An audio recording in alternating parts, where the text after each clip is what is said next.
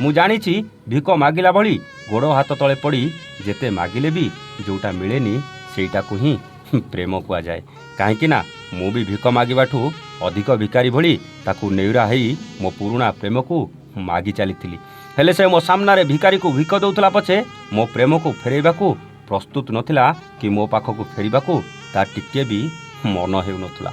ସେ ମୋ ପ୍ରେମକୁ ଡଷ୍ଟବିନ୍ର ସେ ଅଳିଆ ଗଦା ଭିତରେ ଫିଙ୍ଗି ଦେଇ ନୂଆ ଏକ ଦୁନିଆରେ ବେଶ୍ ଖୁସି ବି ଥିଲା।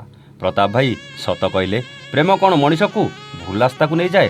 ପ୍ରେମର ଆରମ୍ଭ ତ ଭାରି ଖୁସି ଦିଏ, ହେଲେ ଶେଷ କାହିଁକି ଯନ୍ତ୍ରଣା ଦିଏ?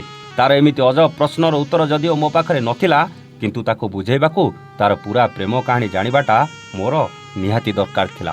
ସେଥିପାଇଁ ପୁରା କଥା ଜାଣିବାକୁ ତାକୁ ସବୁ କଥା କହିବାକୁ କହିଲି। ମନ ଭିତରେ ସେ ଦୁଃଖକୁ ଚାପି ସେ ହସି ହସି ତାର ସେ ପ୍ରେମ କାହାଣୀ କହିବା ଆରମ୍ଭ କଲା। ସେଦିନ ରାତିରେ ଭୁବନେଶ୍ୱରରେ ଗୋଟେ ଅଟୋରେ ସାଥୀ ହେଇ ଗଲାବେଳେ ତା ସହ ପ୍ରଥମ ଦେଖା ହେଇଥିଲା। ଯଦିଓ ଆମେ ଅଲଗା ଅଲଗା ଜାଗାରୁ ଉଠିଥିଲୁ, କିନ୍ତୁ ଗନ୍ତବ୍ୟ ସ୍ଥଳଟା ଗୋଟେ ଥିଲା ବୋଲି ମୋତେ ଜମା ବି ଜଣା ନଥିଲା। ମୋ ଗନ୍ତବ୍ୟସ୍ଥଳ ଆସିଗଲା। ମୁଁ ଅଟୋକୁ ଅଟକାଇବାକୁ କହିଲି, ଆଉ ମୁଁ ଓହ୍ଲେଇ ଚାଲିଗଲି। ତାପରେ ସେ ବି ଓହ୍ଲେଇ ଗଲା। ମୁଁ ଯେଉଁ ଗଳିରେ ଚାଲିବା ଆରମ୍ଭ କଲି, ସେ ବି ସେଇ ଗଳିରେ ଚାଲିବା ଆରମ୍ଭ କଲା।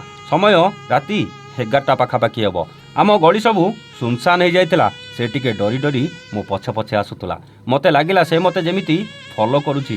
ଟିକେ ଆଗକୁ ଗଲାବେଳକୁ 4-5 ଜଣ ବସି ଡ୍ରିଙ୍କ କରୁଥିଲେ। ତାକୁ ଦେଖି କେମିତି ଗୋଟେ ତା ଆଡ଼କୁ ଅନେଇବା ଆରମ୍ଭ କଲେ। ସେ ଡରିଯାଇ ପାଦଟାକୁ ସ୍ପିଡ୍ କଲା, ଆଉ ମୁଁ ତାକୁ ସୁରକ୍ଷା ଦେବାକୁ ମୋ ପାଦଟାକୁ ଧୀର କଲି। ଧୀରେ ଧୀରେ ସେ ମୋ ପାଖରେ ପହଞ୍ଚିଗଲା। ମୁଁ କହିଲି, ଜମା ବି ଡରନି, ଏମିତି ମୋ ପାଦ ସହ ପାଦ ମିଶେଇ ଚାଲ ଯେ ସେମାନେ ଯେମିତି ଜାଣିବେ ତମେ ଏକା ନାହ, ମୁଁ ତମ ସହ ଅଛି। ସେ କ'ଣ ଭାବିଲା କେଜାଣି, ସେଇଆ ହିଁ କଲା। ମୋ ପାଦ ସହ ପାଦ ମିଶେଇ ଚାଲିଲା, ଆଉ ମୁଁ ତାକୁ ତାଙ୍କ ଘର ଗେଟ୍ ପର୍ଯ୍ୟନ୍ତ ନେଇଗଲି। ସେ ଭିତରକୁ ଗଲା, ଆଉ ମୁଁ ବି ମୋ ଘରକୁ ଗଲି। ତାଙ୍କ ଘରଠୁ ଆମ ଘର ବେଶୀ ବାଟ ନଥିଲା। 10ଟା ଘର ଛାଡ଼ି ମୁଁ ରହୁଥିଲି।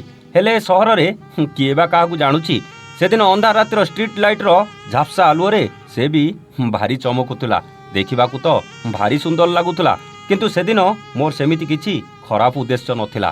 ପରଦିନ ଆମ ପାଖ ପାର୍କରେ ସେ ଦେଖା ହେଲା, ଆଉ ମୋ ପାଖକୁ ଆସି ଧନ୍ୟବାଦ ଦେଇ ନାଁଟା ପଚାରିଲା।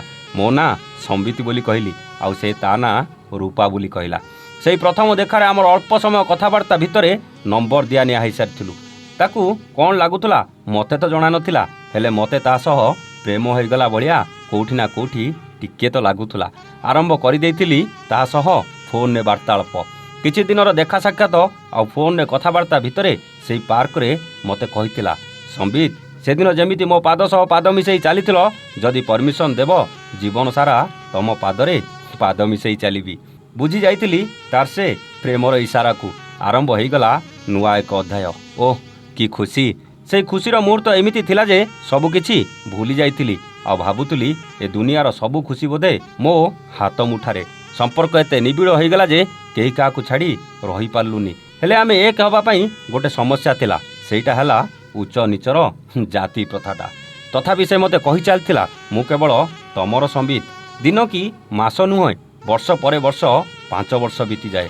ଆଉ ସେଇ 5 ବର୍ଷରେ ଆମେ କ'ଣ ନ କରିଛୁ ଭାଇ, ସବୁ କରିଛୁ। ଯାହା ଗୋଟେ ପ୍ରେମିକ ପ୍ରେମିକା କରିବା କଥା ତାଠୁ ଅଧିକ କରିଛୁ। ଗୋଟେ ପ୍ରେମିକ ପ୍ରେମିକା ଏକୁଟିଆ ଥିଲାବେଳେ ଯେଉଁ ସମ୍ପର୍କ ରଖିବା କଥା ସେ ସମ୍ପର୍କ ବି ରଖିଛୁ। ଆଉ ବେଶୀ କିଛି ଖୋଲିକି କହିବା ଦରକାର ପଡ଼ିବନି ଭାଇ, ଆପଣ ବୁଝିପାରୁଥିବେ। ସେଦିନ ସନ୍ଧ୍ୟାରେ ସେ ମୋତେ ନିକୋ ପାର୍କକୁ ଡାକିଲା। ପାର୍କରେ ବେଶୀ ଲୋକ ନଥିଲେ। ପାର୍କର ଗୋଟେ କଣକୁ ନେଇ ମୋତେ ଯାହା କହିଥିଲା, ମୋ ପାଦ ତଳୁ ଯେମିତି ମାଟି ଖସି ଯାଇଥିଲା। ତା ବାହାଘର କୁଆଡ଼େ ଠିକ୍ ହେଇସାରିଥିଲା। ସେ କୁଆଡ଼େ ପରିବାର ଲୋକଙ୍କ କଥା କାଟି ନ ପାରି ବାହା ହେବାକୁ ସହମତି କରିଦେଇଥିଲା। ଆଉ ତାକୁ ଭୁଲି ନୂଆ ଏକ ଜୀବନ ଆରମ୍ଭ କରିବାକୁ ମୋତେ ସଜେସନ୍ ଦେଇ ଚାଲିଥିଲା। ତା କଥାରୁ ଲାଗୁଥିଲା ସେ ମୋତେ ଛାଡ଼ି ଅନ୍ୟର ହାତ ଧରିବାକୁ ଯାଉଛି ବୋଲି ତା ମନରେ ଯେମିତି ଜମା ବି ଦୁଃଖ ନଥିଲା। ସେ ଭାରି ଖୁସି ଥିଲା, କାହିଁକିନା ତା ପାଦ ସହ ପାଦ ମିଶେଇ ଚାଲିବାକୁ ଆଉ କାହାର ପାଦ ମିଳିଯାଇଥିଲା। ହେଲେ ତା କଥା ଶୁଣି ମୋ ପାଦ ଆଉ ଚାଲିବାକୁ ଜମା ବି ଉଠୁନଥିଲା। ସେଇ ପାର୍କରେ ତାରି ସାମ୍ନାରେ ଆଣ୍ଠେଇ ପଡ଼ିଲି। ତାକୁ ହାତ ଯୋଡ଼ି ମୋ ପ୍ରେମକୁ ଫେରେଇ ଦେବାକୁ ଭିକ ମାଗି ଚାଲିଲି।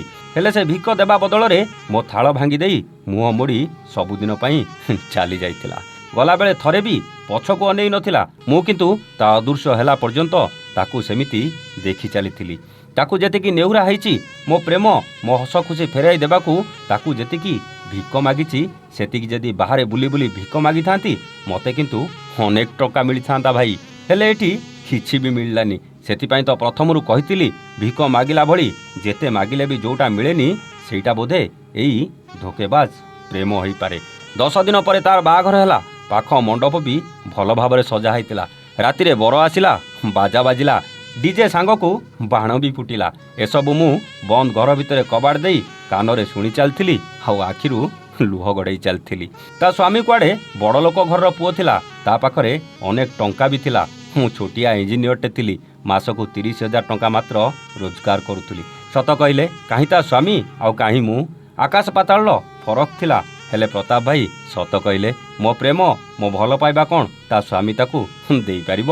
ତାକୁ ତା ସ୍ୱାମୀ ସବୁ ଦେଇପାରିବ, ହେଲେ ମୋ ଭଳି ପ୍ରେମ କରିପାରିବନି କି ମୋ ହୃଦୟ ଭଳି ଭଲ ପାଇବା କେବେ ବି ଦେଇପାରିବନି।